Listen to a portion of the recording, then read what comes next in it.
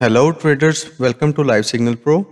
आज की हमारी वीडियो का टॉपिक है H4 की रेंज क्या होती है, BOS क्या होता है, चेंज ऑफ करैक्टर क्या होता है जिसे हम चॉच भी बोलते हैं, और MMS क्या होता है। चलिए स्टार्ट करते हैं। सबसे पहले हम डिस्कस करेंगे कि H4 की रेंज क्या होती है और ये सारी चीज़ें स्ट्रक्चर मैपिंग के लिए क्यों ज़रूरी हैं। इनके बगैर जो है वो आप प्रॉपरली स्ट्रक्चर मैपिंग आप नहीं कर सकते। चलिए स्टार्ट करते हैं। सबसे पहले जो है वो हम डिस्कस करेंगे H4 की रेंज क्या होती है।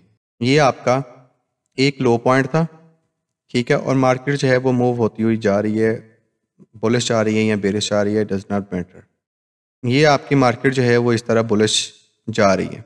इसी तरह बेरिश मार्केट जो है वो भी इसी तरह आपकी मूव करती है।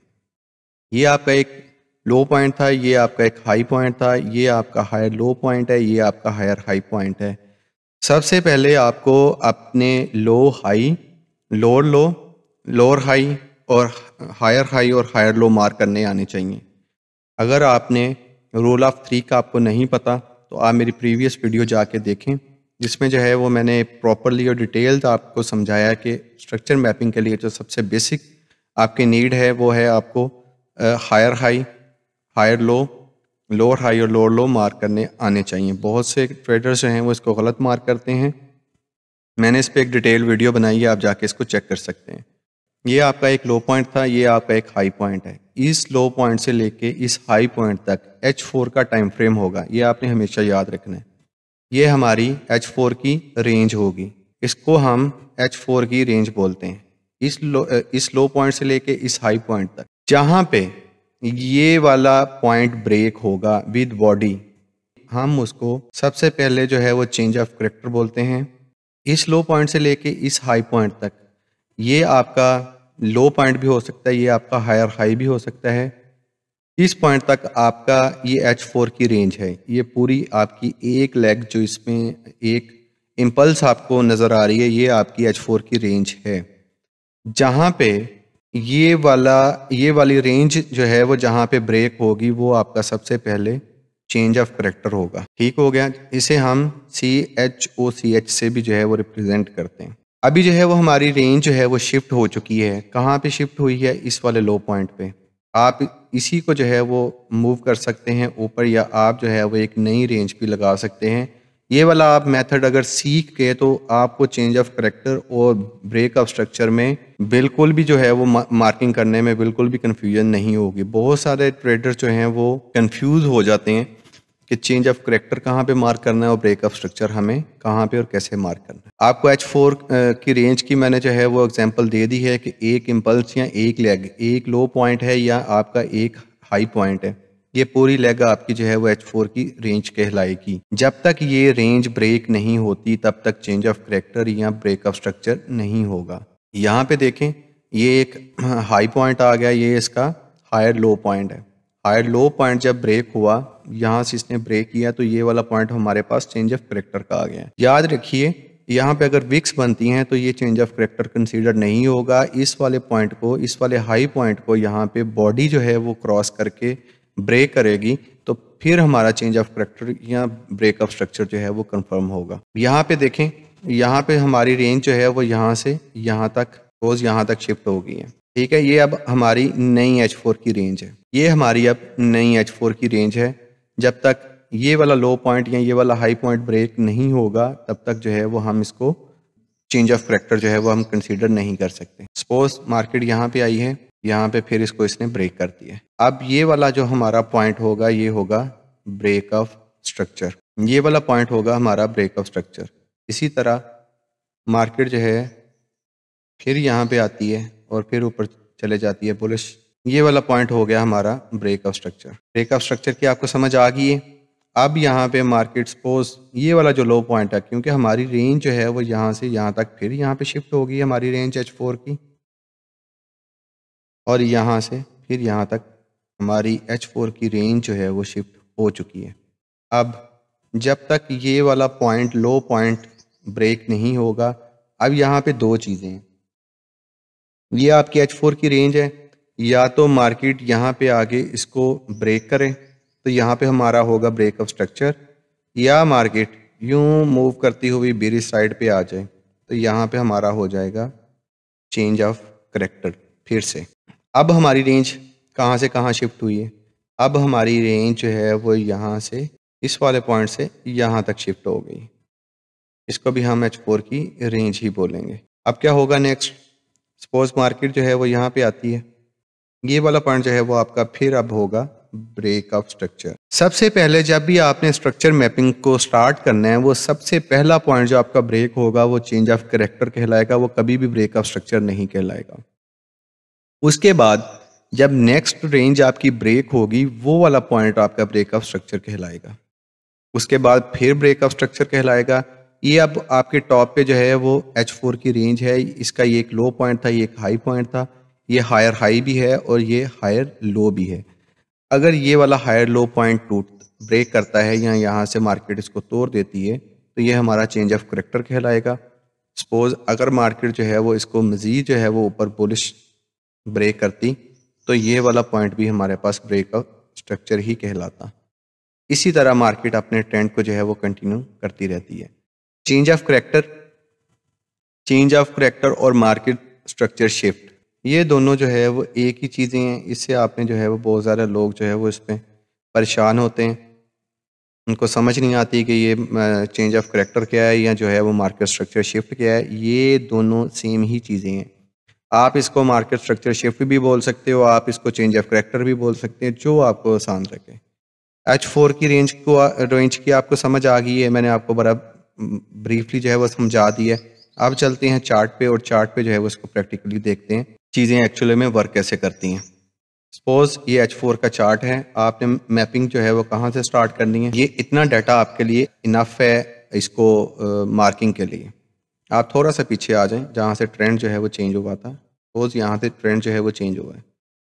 ये आपके पास एक हाई पॉइंट है, ये आपके पास हाई पॉइंट आ गया और ये आपके पास, इसको देखते हैं कि ये 3 कैंडल्स ने रूल ऑफ 3 के अकॉर्डिंग जो है वो 3 कैंडल्स ने इसको क्रॉस किया कि नहीं। 1, 2 और ये तीसरी वीक के, इसको हम सम हो जो है वो कंसीडर कर लेते हैं कि ये आपका एक हाई पॉइंट है, ये आपका एक लो पॉइंट है, ये आपका जो है वो हायर लो है, ये लोअर लो है, लोअर हाई है, लोअर लो है, लोअर हाई है, लोअर लो है।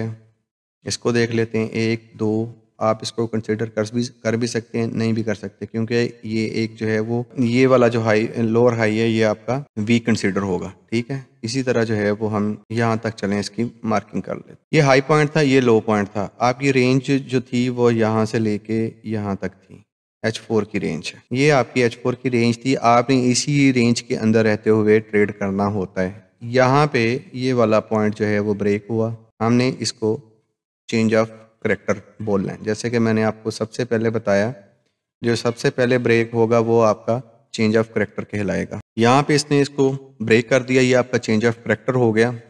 इस वाले जो है वो हाई ने चेंज ऑफ करेक्टर करवाया, ये वाले ने। हमारी रेंज जो है वो यहाँ से लेके यहाँ तक शिफ्ट, ये अब आपकी H4 की रेंज कहलाएगी। ठीक है, ये आपका हाई पॉइंट है, ये आपका लो पॉइंट है। अब जब तक ये पॉइंट ब्रेक नहीं होता विद बॉडी, विक्स के साथ नहीं, ये देखें यहाँ पे भी इसने विक्स के साथ क्रॉस किया, यहाँ पे भी, लेकिन ये ब्रेकअप स्ट्रक्चर नहीं कहलाएगा जब तक जो है वो प्रॉपर बॉडी, ये देखें बॉडी के साथ यहाँ पे इसने ब्रेक किया तो ये हमारा ब्रेकअप स्ट्रक्चर हो गया। अब किस हाई ने जो है वो ये वाला ब्रेकअप स्ट्रक्चर करवाया? ये वाले हाई ने, क्योंकि ये वाली कैंडल जो है वो प्रॉपर हाई और लो है ही नहीं। अब हमारी ये वाली रेंज जो है वो यहाँ से लेके इस वाले पॉइंट से लेके यहाँ तक शिफ्ट होगी। अब ये वाला जो जब लो पॉइंट जो है ये वाला ब्रेक करेगा तो हमारा फिर ब्रेकअप स्ट्रक्चर का ये मतलब होता है कि ट्रेंड जो है वो कंटिन्यू उसी डायरेक्शन में जा रहा है।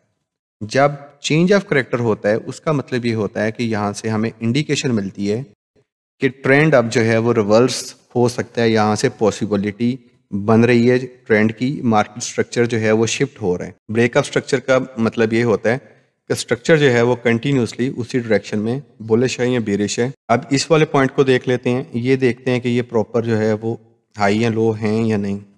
1, 2, 3, ये प्रॉपर आपका हाई पॉइंट है, इसलिए ये वाली रेंज जो है वो हमारी यहाँ से इस वाले पॉइंट तक शिफ्ट हो गई है। ये भी हमारी H4 की रेंज कहलाएगी।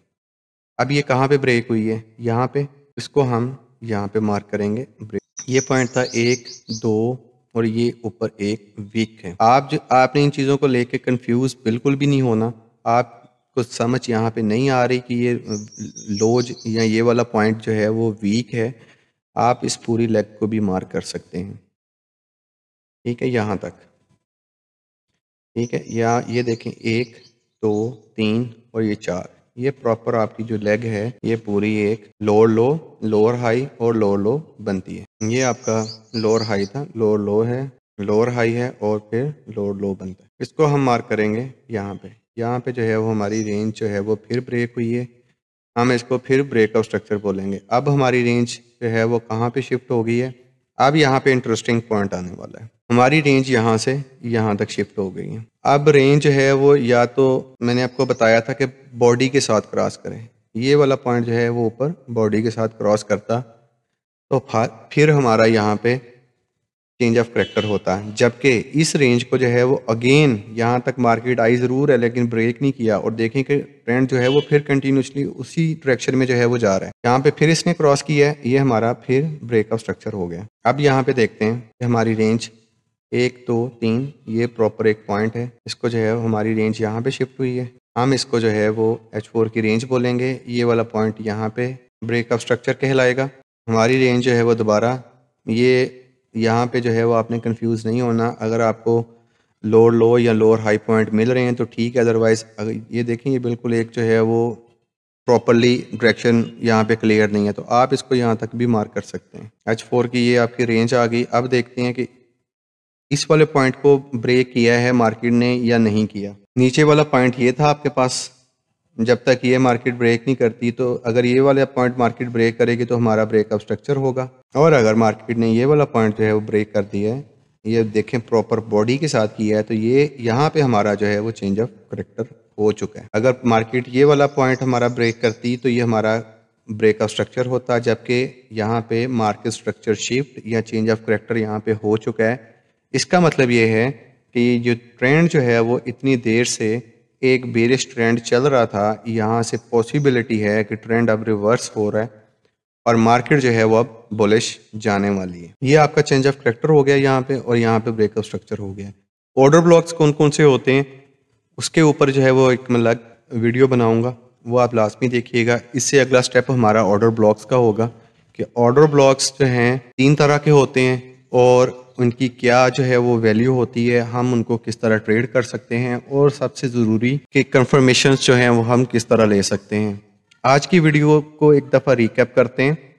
इसमें हमने क्या क्या पढ़ा है। इसमें हमने H4 की रेंज पढ़ी है कि H4 की रेंज क्या होती है और ये कैसे शिफ्ट होती है।